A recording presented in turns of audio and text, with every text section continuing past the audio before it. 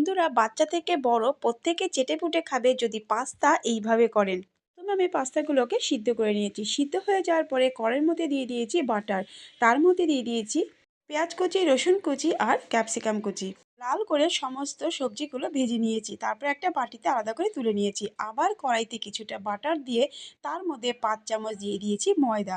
ময়দাটাকে ভালো মতো আমি বাটারের সাথে মাখিয়ে নিয়েছি। এরপরে দিয়েছি হাফ লিটারের মতো দুধ। দুধটা কিন্তু ময়দার সাথে ভালো মতো নাড়াচাড়া করে নিতে হবে যাতে একটুও ময়দার থাকা থেকে না যায়। তারপরে আমি আগে থেকে পাস্তা যে সিদ্ধ করে রেখেছিলাম সেটা দিয়ে প্রায় 7 থেকে 8 মিনিট দুধের সাথে রান্না করে নিয়েছি।